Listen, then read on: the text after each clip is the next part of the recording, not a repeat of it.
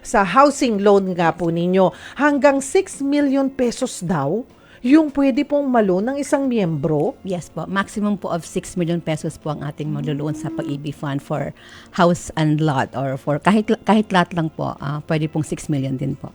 Kailan po yan itinaas or talagang yan po ang maximum ceiling at may plano pa bang itaas eventually? Well, it used to be 3 million po way back, I think mga 2000 something.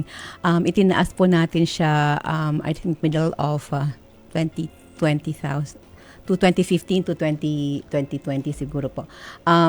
Tinaas po to 6 million po kasi nga medyo tumataas na po yung value ng property. So medyo kailangan na po talagang alalayan yung mga members na nangangailangan ng mas mataas na funding for their housing loans po. Mhm.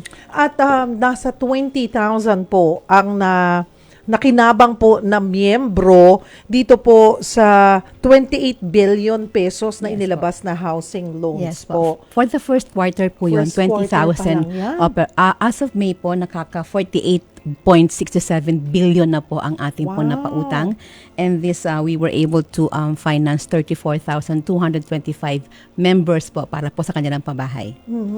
So marami po talagang Marami po talagang ang naglo-loan para po magkaroon ng po ng pabahay. Ng siguro bahay. iniisip din nila pamahal ng properties, might as well now, lalo na kung qualified ka naman. Yes po, apo po. Lahat ba, pag bang sinabi kang pag-ibig member ka na, ay qualified ka na for a housing loan? Dalawa lang po ang requirement natin for a housing loan. First is dapat active Pag-ibig Fund member. Pag sinabi po nating active, at least meron ka pong savings for the past 6 months. So kahit isang buwan lang for the past 6 months. However, kailangan po yung total aggregate savings mo equivalent to 24 months savings. So ang sinasabi po natin, savings po ang pinag-uusapan. So pwede pong member ka for the past 6 months lang. Ang kailangan mo lang po, punuan mo lang po yung required na 24 months savings. Pwede ka na pong mag-loan.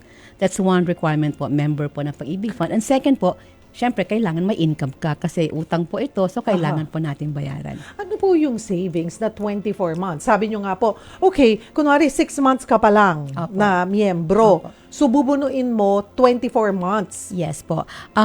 Equivalent to 24 months savings. Ang ating pong sharing savings ngayon is 200 from the employee at meron pong 200 pesos din from the employer, yung share ng employer. So that's 400 pesos. So kung 24 months at around 9,600. So kailangan nyo lang pong mabuo yung 9,600 na savings kay Pag-ibig Fund. Pwede na po kayong mag-loan kay Pag-ibig Fund agad. Ang kagandahan po nito, hindi po natin ginagalaw yung savings.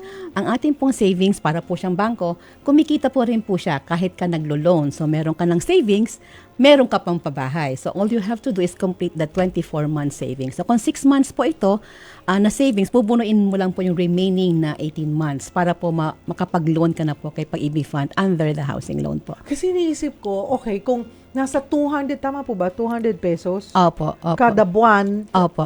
Sa total of share. 400, ano po? From the employer, 200. Oo. Tapos yung member po, 200. That's 400 a month. So kung 24 months, that's 9,600 po more or less. Oo, pwede ka na kagad mag-loan, mga Opo. kapatid. Yes But po. of course, isa lang yan doon sa requirement. Yes Siyempre, po. kailangan may trabaho ka. Siyempre, may income po dapat May tayo. Siyempre, income. kasi utang po siya. So, kailangan po natin siyang ibalik kay Pag-ibig Fund on a monthly basis. Ang kagandahan po kasi nito, Pag-ibig Fund po ang may pinakamababang interest rate ngayon. And kami rin po, ang Pag-ibig Fund din po, ang may pinakamahabang loan term. That's 30 years po ang maximum loan term natin. So, basically, kaya po naman bayaran din ng ating po mga members kasi mababa lang ang lumalabas kung long-term loan naman po ito. Gaano naman po katagal ang waiting time kung paano malalaman na approve or hindi approve? Okay po. Pag nag-apply po kayo kay Pag-ibig Fund, we commit po to give you either a notice of approval kung kompleto po in 20 working days. Yan po na yung max. Pwede pong shorter, kung talagang kompleto po siya, pwede pong shorter yon. 20 working days po max. We will just issue po a notice of approval. Tapos sa notice of approval po, may mga conditions po doon, aasikasuhin mo yung conditions.